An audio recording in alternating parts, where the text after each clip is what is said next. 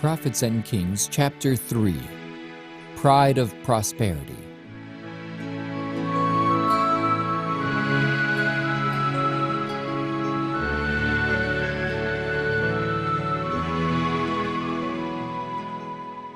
While Solomon exalted the law of heaven, God was with him, and wisdom was given him to rule over Israel with impartiality and mercy. At first, as wealth and worldly honor came to him, he remained humble, and great was the extent of his influence. Solomon reigned over all kingdoms from the river Euphrates unto the land of the Philistines, and unto the border of Egypt. He had peace on all sides round about him, and Judah and Israel dwelt safely, every man under his vine and under his fig tree, all the days of Solomon. But after a morning of great promise, his life was darkened by apostasy.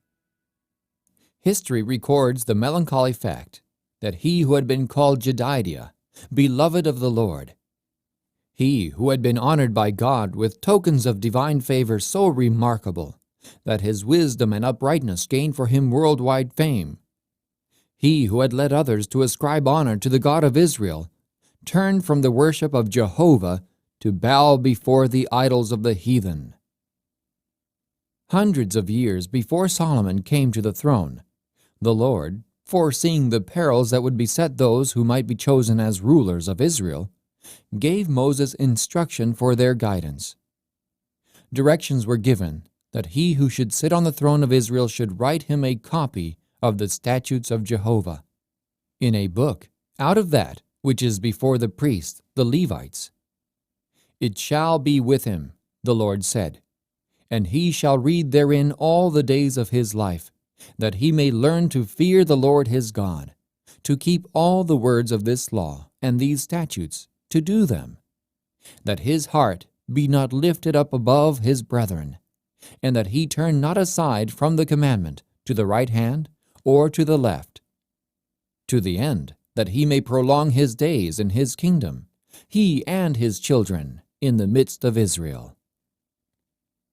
In connection with this instruction, the Lord particularly cautioned the one who might be anointed king not to multiply wives to himself, that his heart turn not away, neither shall he greatly multiply to himself silver and gold. With these warnings Solomon was familiar, and for a time he heeded them. His greatest desire was to live and rule in accordance with the statutes given at Sinai.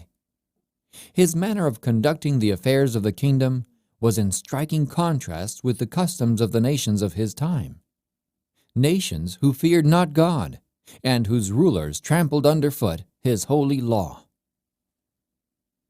In seeking to strengthen his relations with the powerful kingdom lying to the southward of Israel, Solomon ventured upon forbidden ground.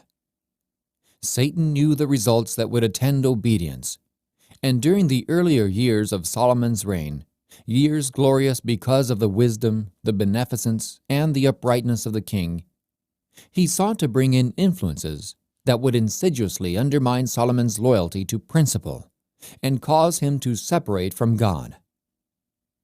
That the enemy was successful in this effort, we know from the record. Solomon made affinity with Pharaoh, king of Egypt, and took Pharaoh's daughter and brought her into the city of David. From a human point of view, this marriage, though contrary to the teachings of God's law, seemed to prove a blessing. For Solomon's heathen wife was converted and united with him in the worship of the true God. Furthermore, Pharaoh rendered signal service to Israel by taking Gezer, slaying the Canaanites that dwelt in the city, and giving it for a present unto his daughter, Solomon's wife.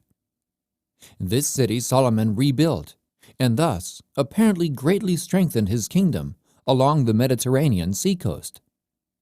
But in forming an alliance with a heathen nation and sealing the compact by marriage with an idolatrous princess, Solomon rashly disregarded the wise provision that God had made for maintaining the purity of his people. The hope that his Egyptian wife might be converted was but a feeble excuse for the sin. For a time, God, in His compassionate mercy, overruled this terrible mistake. And the king, by a wise course, could have checked at least, in a large measure, the evil forces that his imprudence had set in operation.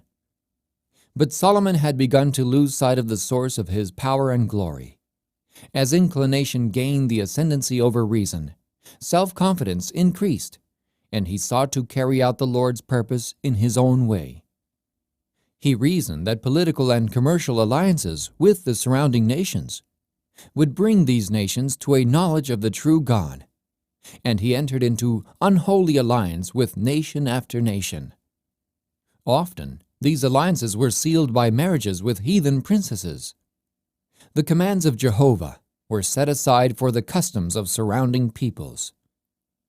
Solomon flattered himself that his wisdom and the power of his example would lead his wives from idolatry to the worship of the true God, and also that the alliances thus formed would draw the nations round about into close touch with Israel.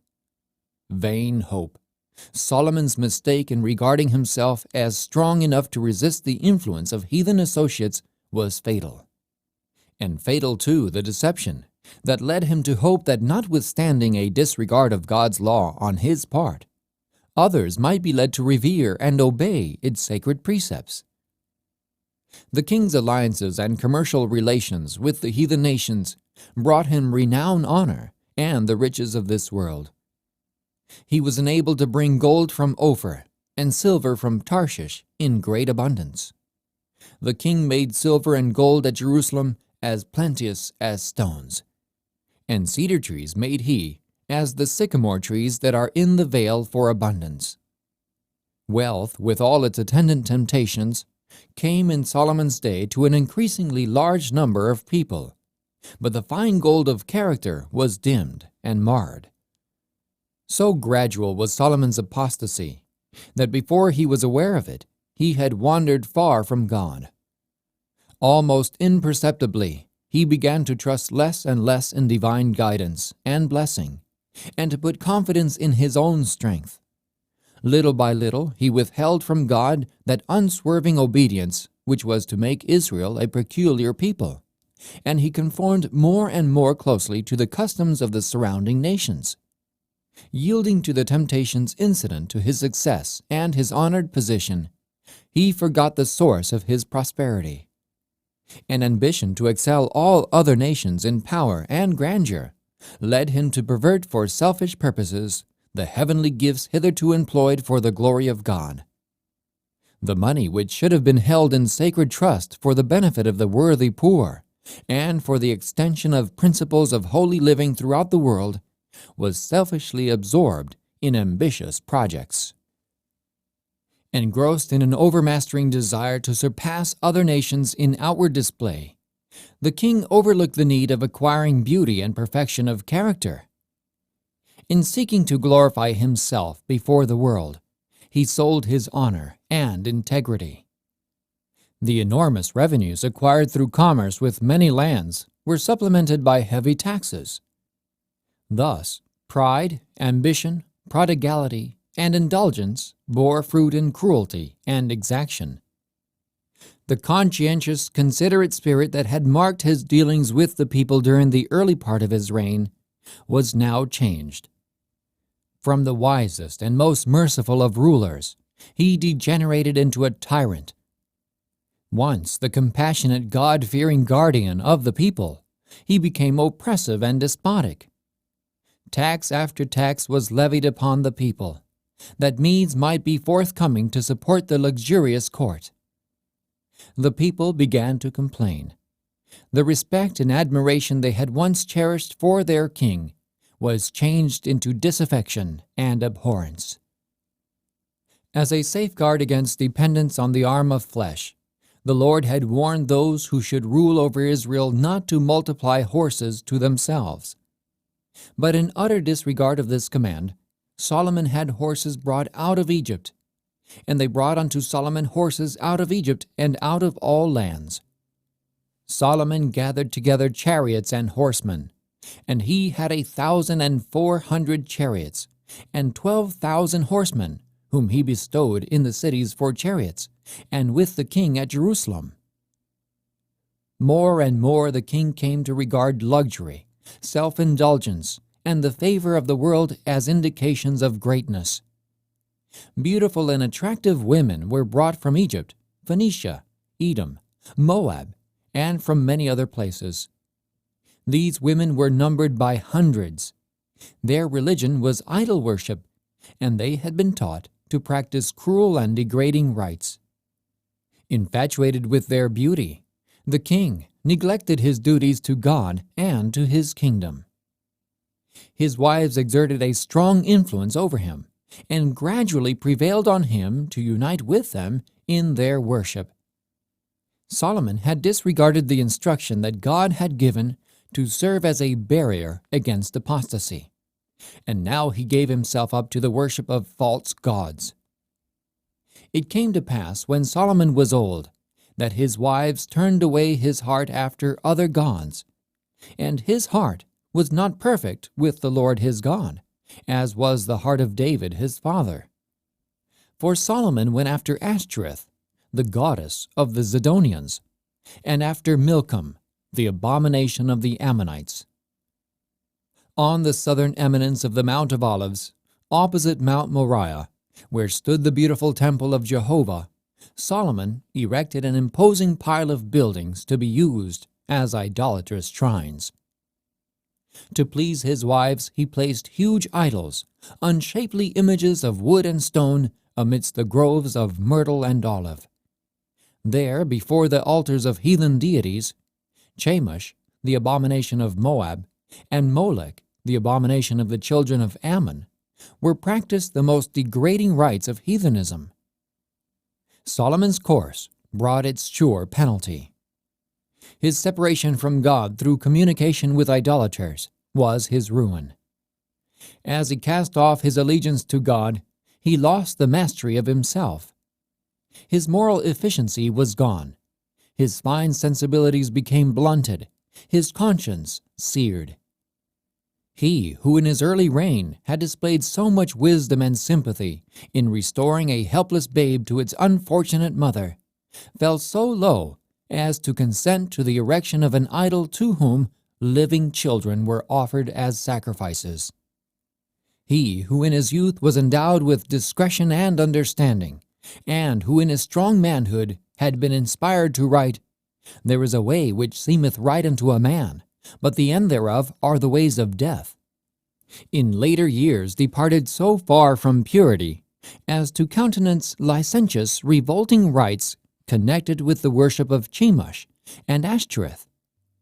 He who at the dedication of the temple had said to his people, "Let your heart therefore be perfect with the Lord our God," became himself an offender, in heart and life denying his own words. He mistook license for liberty. He tried, but at what cost, to unite light with darkness, good with evil, purity with impurity, Christ with Belial. From being one of the greatest kings that ever wielded a scepter, Solomon became a profligate, the tool and slave of others. His character, once noble and manly, became enervated and effeminate. His faith in the living God was supplanted by atheistic doubts. Unbelief marred his happiness, weakened his principles, and degraded his life. The justice and magnanimity of his early reign were changed to despotism and tyranny. Poor, frail human nature! God can do little for men who lose their sense of dependence upon Him. During these years of apostasy, the spiritual decline of Israel progressed steadily. How could it be otherwise when their king had united his interest with satanic agencies? Through these agencies, the enemy worked to confuse the minds of the Israelites in regard to true and false worship, and they became an easy prey. Commerce with other nations brought them into intimate contact with those who had no love for God, and their own love for Him was greatly lessened. Their keen sense of the high, holy character of God was deadened. Refusing to follow in the path of obedience, they transferred their allegiance to the enemy of righteousness. It came to be a common practice to intermarry with idolaters, and the Israelites rapidly lost their abhorrence of idol worship. Polygamy was countenanced. Idolatrous mothers brought their children up to observe heathen rites. In the lives of some, the pure religious service instituted by God was replaced by idolatry of the darkest hue. Christians are to keep themselves distinct and separate from the world, its spirit, and its influences. God is fully able to keep us in the world, but we are not to be of the world. His love is not uncertain and fluctuating. Ever He watches over His children with a care that is measureless.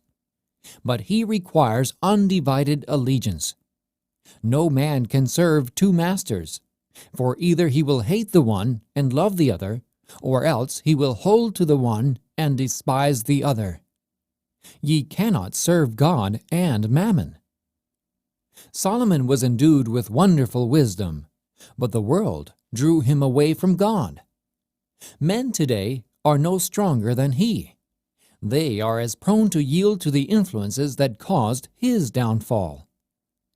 As God warned Solomon of his danger, so today He warns His children not to imperil their souls by affinity with the world. Come out from among them, He pleads, and be ye separate, and touch not the unclean thing, and I will receive you, and will be a father unto you, and ye shall be my sons and daughters, saith the Lord Almighty. In the midst of prosperity lurks danger. Throughout the ages, riches and honor have ever been attended with peril to humility and spirituality. It is not the empty cup that we have difficulty in carrying. It is the cup full to the brim that must be carefully balanced.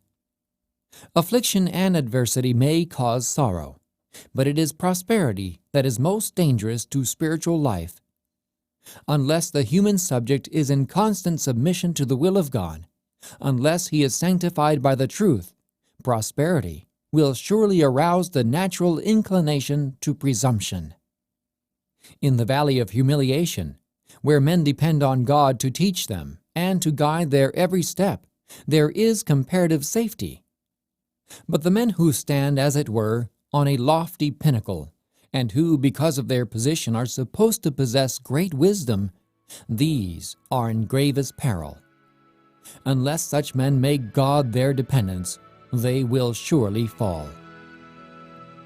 Whenever pride and ambition are indulged, the life is marred. For pride, feeling no need, closes the heart against the infinite blessings of heaven. He who makes self-glorification his aim will find himself destitute of the grace of God, through whose efficiency the truest riches and the most satisfying joys are won. But he who gives all and does all for Christ will know the fulfillment of the promise, "The blessing of the Lord, it maketh rich, and he addeth no sorrow with it." With the gentle touch of grace, the Savior banishes from the soul unrest and unholy ambition, changing enmity to love and unbelief to confidence. When he speaks to the soul, saying, "Follow me," the spell of the world's enchantment is broken. At the sound of his voice, the spirit of greed and ambition flees from the heart, and men arise, emancipated, to follow him. The end of Chapter 3 of Prophets and Kings.